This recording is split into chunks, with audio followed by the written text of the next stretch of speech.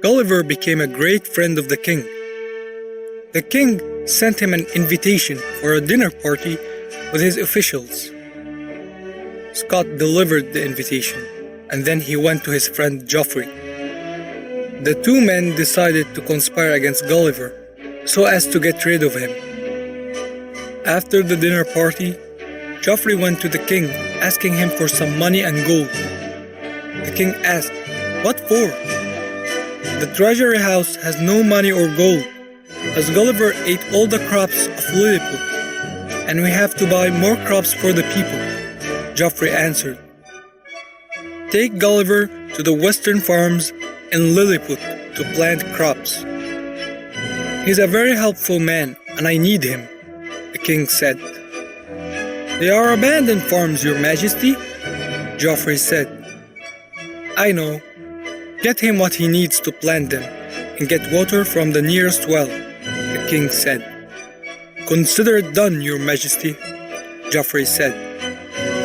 As he was walking home, Geoffrey said to himself, "Gulliver is a really dangerous man," as Scott said. Geoffrey went to Scott and told him what happened with the king. Scott said, "Okay, get him what he needs to plant the western farms.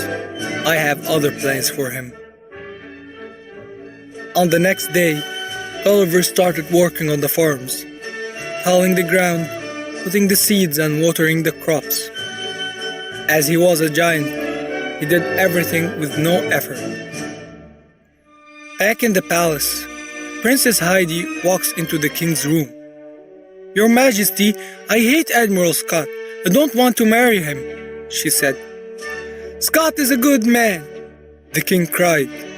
"No, Dad, I don't like him," she replied. "But he loves you," the king said. "No, he doesn't.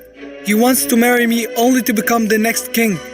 He's a bad man," Princess said. "No, he isn't.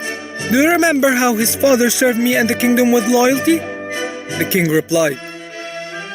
"He protected me and the kingdom from the Cromus attacks," he continued, "and I promised him before his death to take care of his son Scott, so I appointed him as admiral," the king said.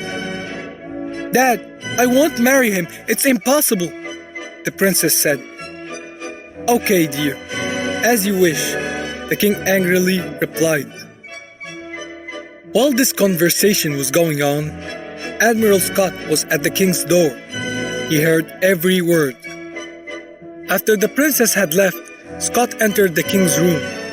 "I beg your pardon, your majesty," Scott said. "Come on in, Scott," the king said. "I ask your permission for a 3 days vacation.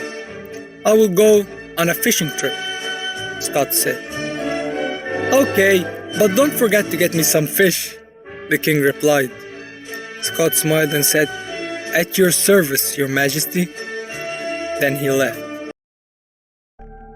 On his way home, Scott thought, "Now the princess won't marry me, and the king loves Gulliver and trusts him.